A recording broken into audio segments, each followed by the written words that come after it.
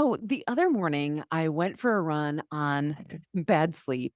And somewhere in the middle of my run, I really wanted to stop. And I almost did. But I caught something in that moment that I have been thinking about ever since because it's not just a running thing. It's the exact same thing that happens to my clients when they're eating well and doing great. And then one hard week takes the whole thing down. It's what happens when you wake up tired before the day has even started.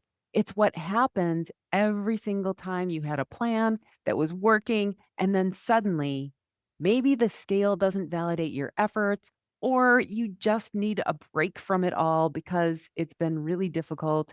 Maybe it's a reason that you can't quite explain and you are done. There's a conversation happening in your head in those moments. And most of us have never been taught how to have the correct conversation. What I figured out on that run changed how I completed it. And I think it might change how you approach the moments that you've been quitting in advance, which is, I'm guessing, are more frequent than you would like. So let's get into it. Welcome to the Total Health and Midlife Podcast, the podcast for women over 40 who want peace with food, ease in their habits, and a body that they don't have to fight with. Hey everyone, welcome to the Total Health and Midlife Podcast. I am your host, Elizabeth Sherman, and I am really glad that you are here today because I had a huge aha moment on my run this weekend, and I needed to share it with you so that you can see it happening for you as well. So let me set the stage. This weekend, I went for a run. I had not slept well. I was tired before I even got started. And once I got going, it was slow. Like I was running in sand, even though I was completely on pavement. And it was hard. And at some point, my brain just started telling me that I needed to stop. Now, here's what I noticed. I checked in with my body, and quite honestly, my body was okay. I was in my aerobic zone, meaning that I was able to breathe and I wasn't functioning at maximum capacity. I was at a pace and effort level that I could sustain. And it was hard, I'm not going to lie, as running is, but I wasn't in pain. I was working, yes, but I was capable. The voice in my head said that it wanted me to stop was coming from somewhere else entirely. So I made a deal with myself.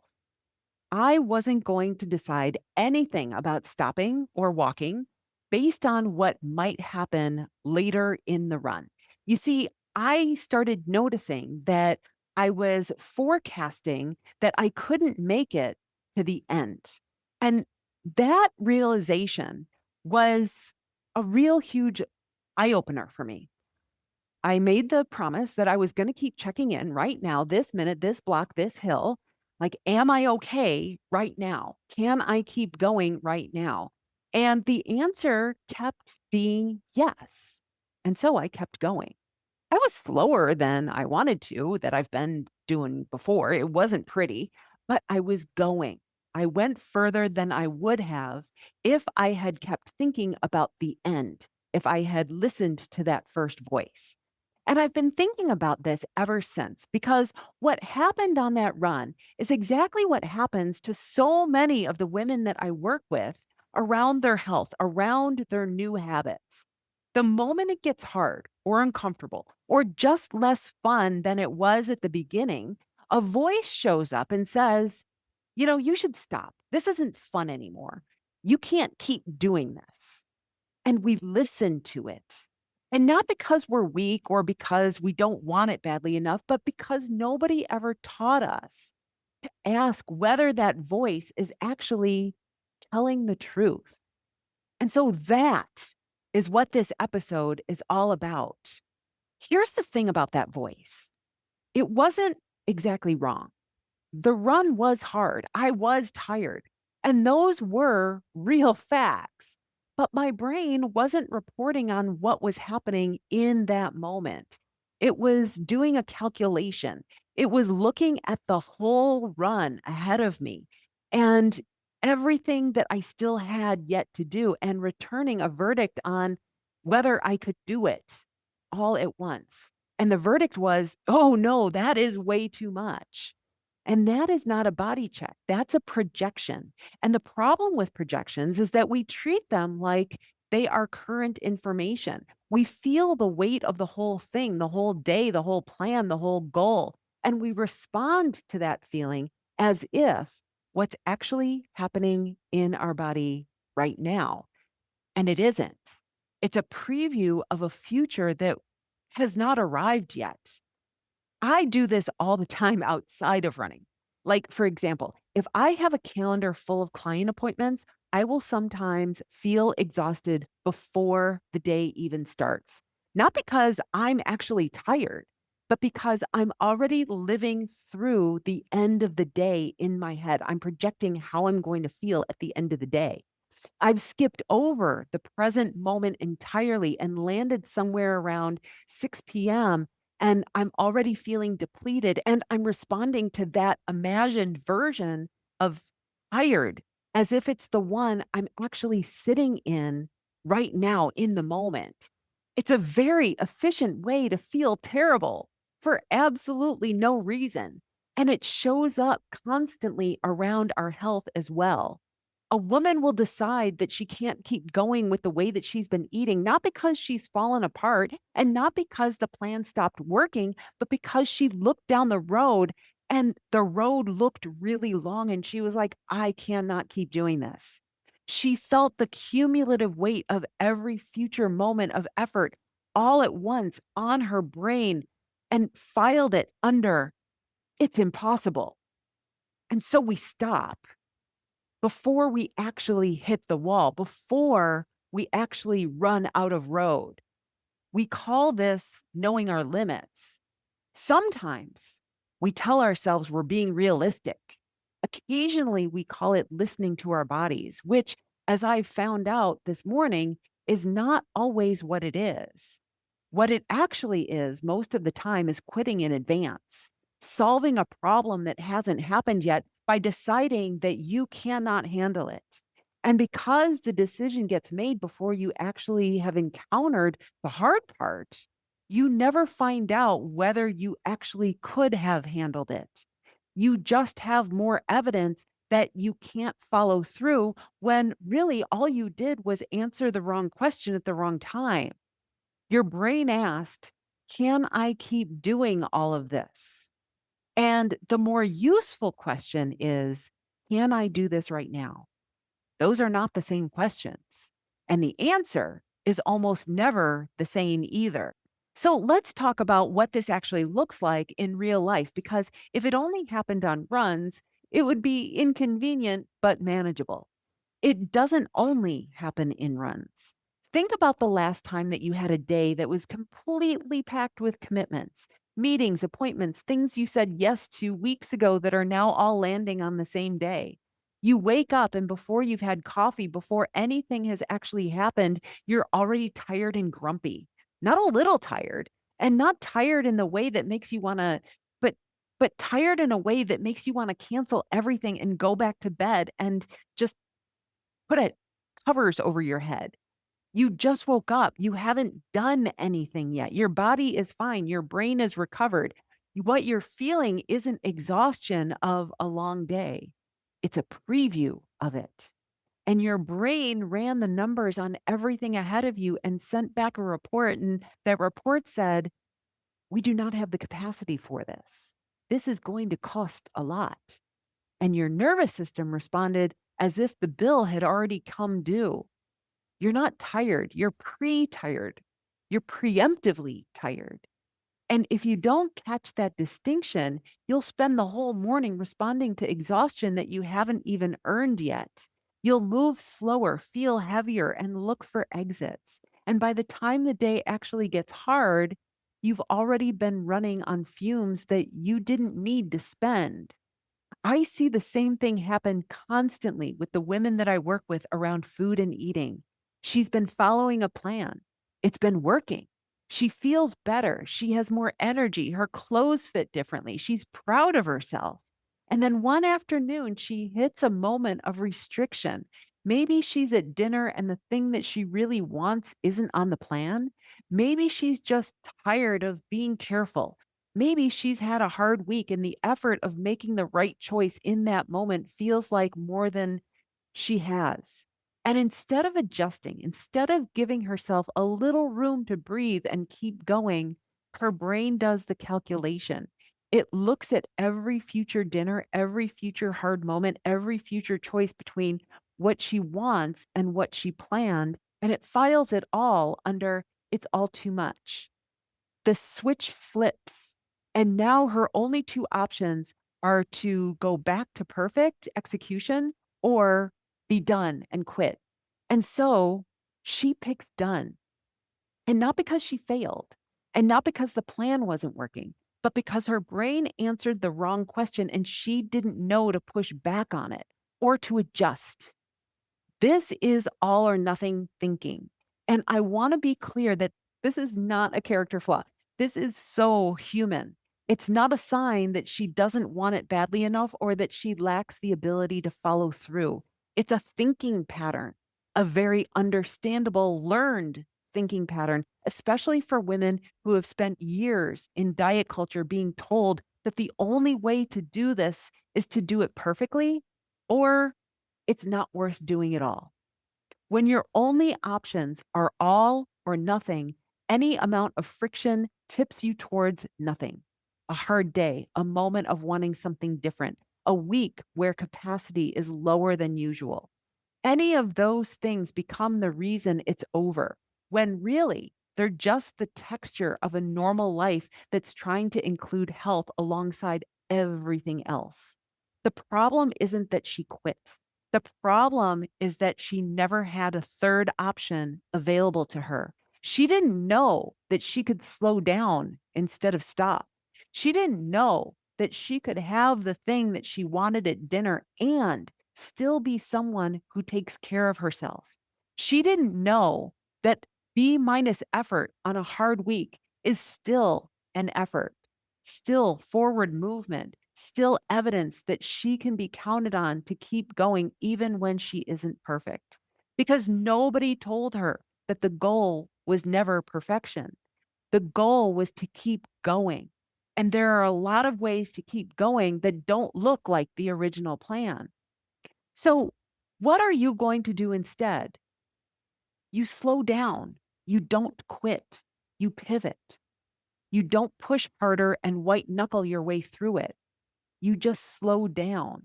You adjust. You find the version of this that you can actually do right now in the conditions that you're actually in.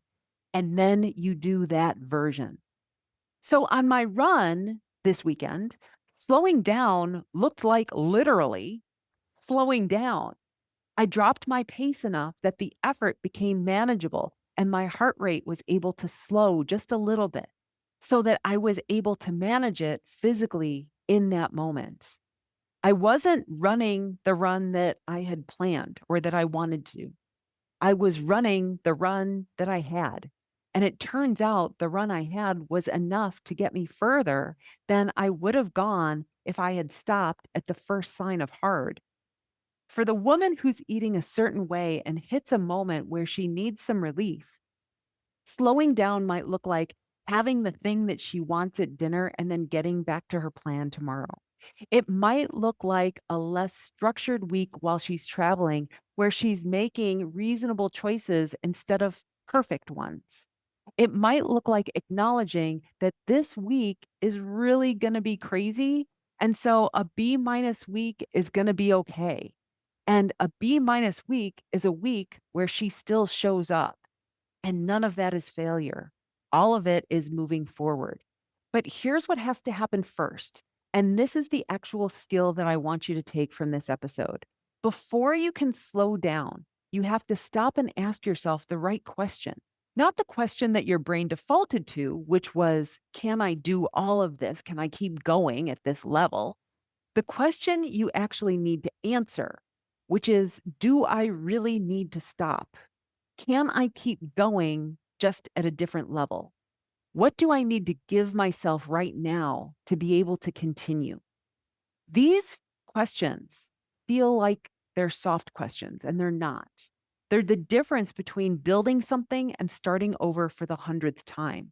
Because when you ask them honestly, when you actually pause and check in with what's true right now instead of what your brain projected about later, you almost always find out that the answer to that first question is no. You don't really need to stop. You just need to adjust. And adjustment is available to you at almost any point in almost any plan if you're willing to accept that the adjusted version still counts. And this is where perfectionism becomes genuinely expensive, not as a personality quirk, not as something charming about being a high achiever, but as a thing that costs you your real results. Because if the only version of this that counts is the version where you followed everything to a T, then every moment of friction is a threat to the entire structure.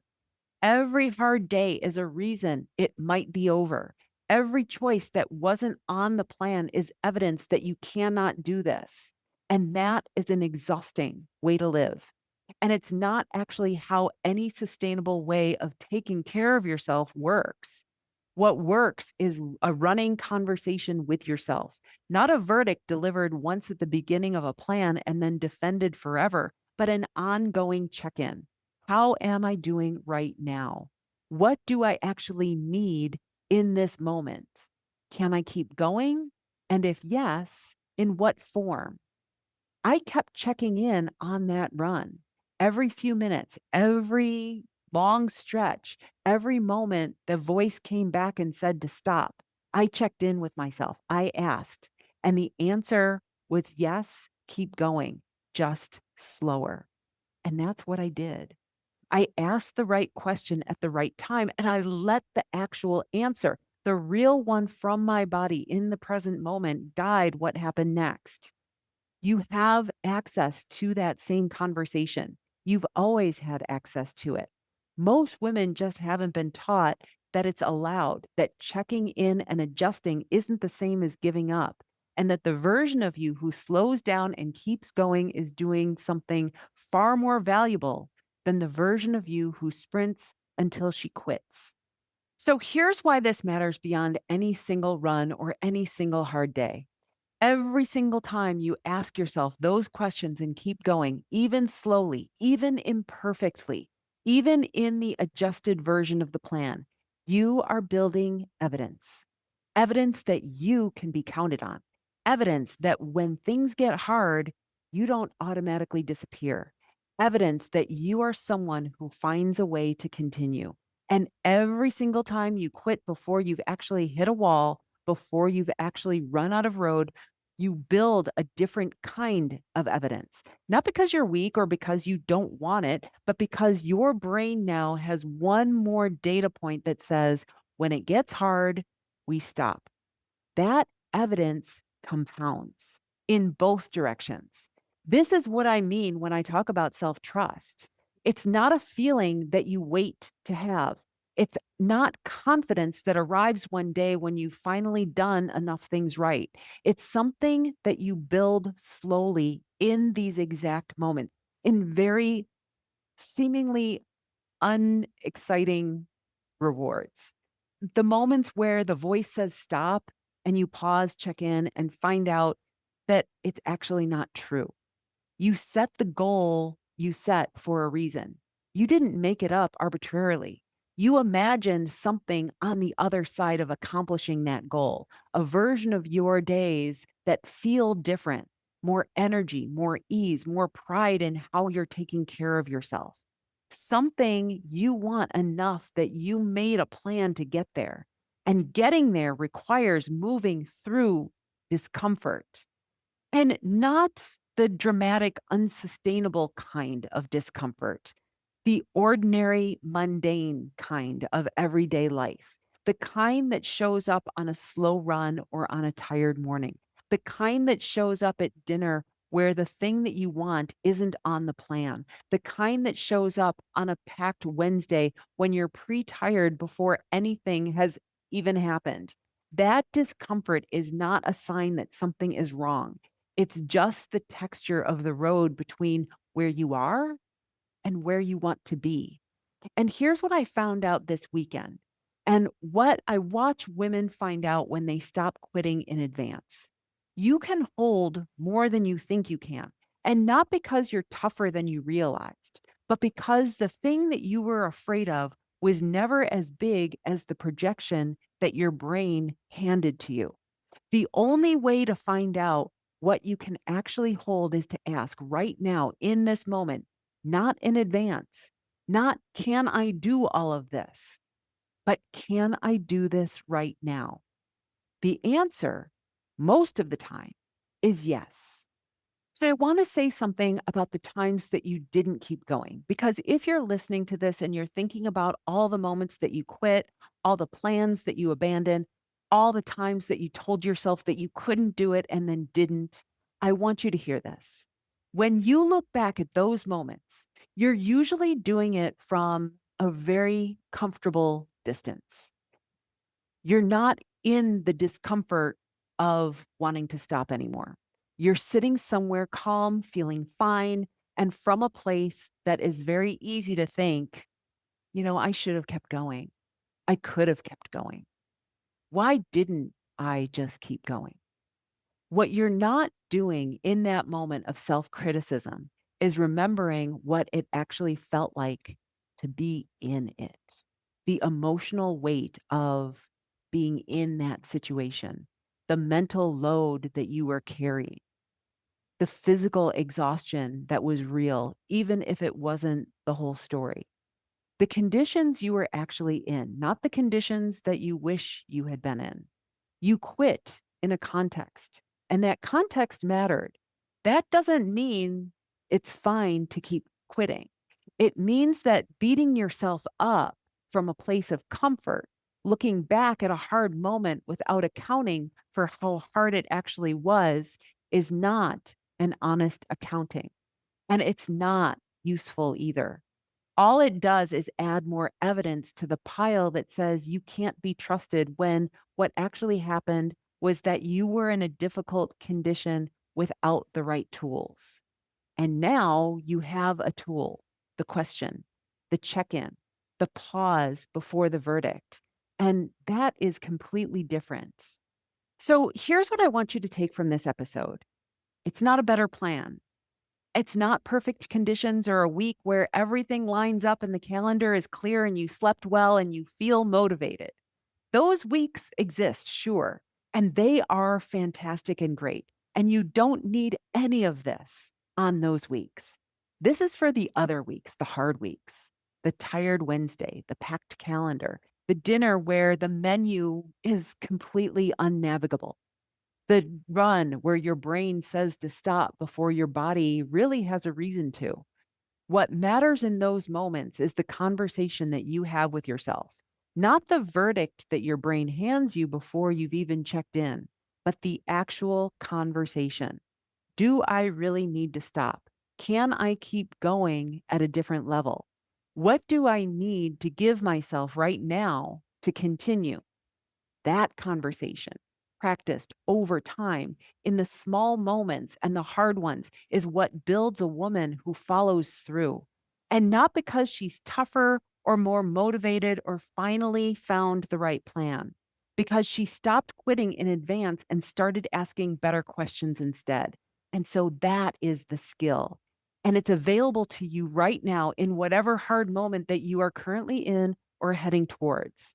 If you're someone who knows what to do but can't seem to get yourself to do it when it counts, I want to point you towards something that I have built. I have a quiz at elizabethsherman.com/quiz. It takes about 3 minutes. And what it does is identify your specific pattern, the real reason that your follow through keeps breaking down, and what to look at first. Because knowing that you need to ask better questions is one thing. Understanding exactly what's been getting in your way, whether that's capacity or beliefs or conditions or something else entirely, that's what tells you where to actually start. You get your results straight to your inbox. It's free and it's specific to you, not a generic list of tips that applies to everyone and therefore really applies to no one. If you've been nodding along to this episode, if this has resonated, if the pre-quitting thing sounds familiar, if you recognize yourself in the woman who's already exhausted before the day starts or who flips to done the moment the plan gets hard, the quiz is the next step. Again, go to elizabethsherman.com/quiz. I'll also put it in the show notes. Thank you for spending a little bit of your time with me today. If this episode landed for you, share it with a woman in your life who could use it. And I will see you next time. Have an amazing week, and I will talk to you then. Bye-bye. Hey, before you go, if you are someone who says, I know exactly what I should be doing, I just don't do it. Hey, if that's you, I made something for you. It's a free 3-minute quiz that gets underneath that exact problem. Not to give you more information, but to show you the specific reasons your follow-through keeps breaking down. Because it's not the same for everyone.